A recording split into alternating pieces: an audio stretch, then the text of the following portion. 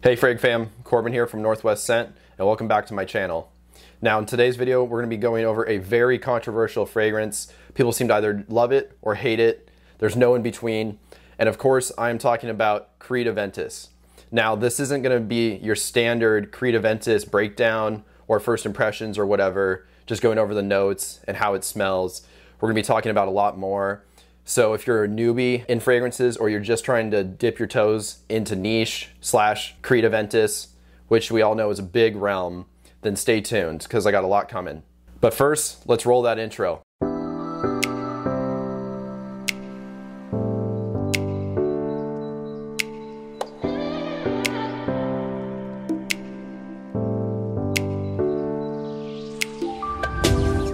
Now before we get into the main topic of the video, just as a full disclaimer, personally, I love Creativeness. I love the versatility of it, how you can dress it up, dress it down, even go to the gym. Just everything about it to me is a perfect men's fragrance. So for that reason, I love it. I know some of you guys watching this probably are on the other side and dislike it for the popularity, or maybe you just don't like the smell. But for me, I love it.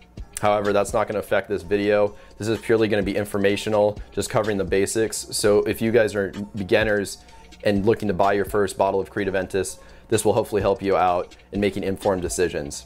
So now I'm not going to be doing any kind of review of Aventus. I'm 10 years too late for that, unfortunately. However, I will cover the notes really quickly and then get into the rest of the video. So notes: pineapple, bergamot, blackcurrant, apple, vanilla, rose, musk, ambergris, etc., etc. It's got a lot of notes, but it's got a lot of pleasing notes. Now, the main topic that I really wanted to cover was reformulation history, reals versus fakes. So you're not getting a fake Creativeness because we know there's a ton of those out there. And in the Facebook groups, I see people posting their collections all the time, and I'll see fake Creativenses pretty often. It's pretty surprising. A lot of people don't even know they have a fake. So that's a main topic I want to cover, as well as batch variations. And then at the end, performance, because a lot of people talk about the variation in performance, and I want to touch on that a little bit. But to start off, the reformulation history. So Creativeness came out in 2010, and then it's been in production all the way up until today. They're still making it. Now, there's been two main known reformulations, and a lot of people can know this just by smelling the fragrance. So in 2010 was obviously the first formulation that went all the way until the end of 2013 to batch 13Z01.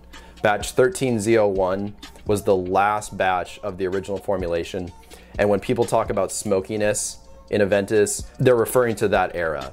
Now 13ZZ01, that was the first batch in the second formulation. And the second formulation went all the way until last year, technically 2 years ago, I guess, that now they're in 2021, but it went until 2019 to batch 19U11. And then of course, after 19U11 came the third formulation, which is the current formulation. And that started off with batch 19Y01N, and it goes all the way up until current. So any batch they're making now is the third formulation. Okay, so next we're gonna get into the main topic of this video, which is identifying real Creativeness bottles from fake Creativeness bottles. It can be kind of daunting when shopping for it online because you know there are so many fakes out there. However, there are some pretty easy giveaways to a fake. If you utilize the information from this part of the video, you guys should be good to go. So to do this, I'm going to use my 100 milliliter 2017 batch.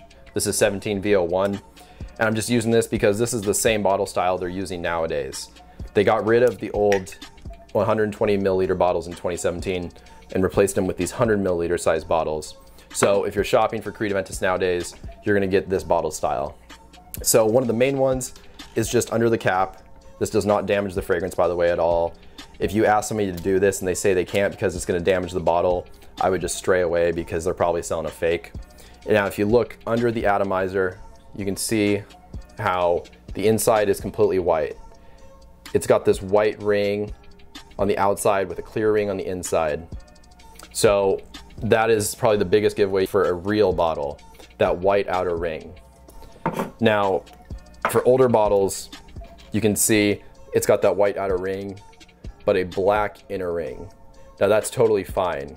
The only thing that matters is that white outer ring. And one of the common things you'll see with a fake is it'll have a metal ring on the inside with black plastic. It just looks completely off, and you immediately know that it's a fake from that. You can also look at the bottom. The bottom of a Creativeness bottle should be smooth. Some fakes will have this kind of ridged or like rib-like pattern around the outside here. That's a dead giveaway. The little plaque on the front, it should be reflective silver. If you can't see yourself in it and it looks just very hazy, this one has fingerprints all over it, but if you clean it, it looks almost like a mirror. So again, that's a big giveaway. As well as the texture of the sticker. It should have a lot of little ridges along it and not be super reflective. Some fakes look very shiny. You can see the light kind of bouncing off of it. And then again, that's a dead giveaway. Now another giveaway, which is a little bit harder to read, but if you've been doing it for a little while, you can usually spot this, is if you look right here where it says Creed in black, the fakes will usually have really fat letters, or maybe letters that are fat in some parts but skinny in the others, or maybe the paint job is just like really jagged along the edge. Creed does a good job with the paint, so that can usually be a giveaway occasionally for some fakes. So the next section I want to go over is batch variations, and more specifically smoky Aventus. So we all know reviewers throwing around the word smoky and Aventus. However, this isn't really very accurate nowadays, and that's because Creed had to remove the note of birch tar from Aventus after batch 13Z01. So the transition from the first formulation to the second formulation in 2013 was because of the removal of birch tar. And the reason it was removed is, again, as I mentioned earlier, allergies. The IFRA banned it, and so Creed had to get rid of it and change the Aventus formula. So if you buy any modern Aventus from Neiman Marcus, department stores, online discounters, whatever, it's not going to be the original formulation, and thus it's not going to have birch tar and be very smoky. You can still get some woodiness from Aventus, and that's definitely true, but true smoky Aventus is long gone. Okay, so the last section of this video is going to be covering performance. Now, Aventus has a very harsh musk that it uses, along with a lot of citruses up at the top notes, and because of this, when you smell it, it can be pretty overpowering and actually make you go anosmic or noseblind to the scent. And then because of this, some people think that the scent has basically disappeared and that it lasted an hour, when in reality, like I said, you've just gone noseblind. Aventus is actually a really good performing fragrance.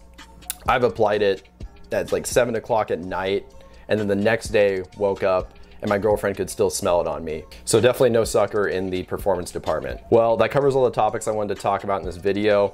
I hope you guys really learned something about Aventus, and now you can be smart shoppers when you go out to look for your first bottle, or maybe to get a backup bottle. Whatever it is, I hope you guys got something out of this video. And with that, stay healthy, stay wealthy, and smell great.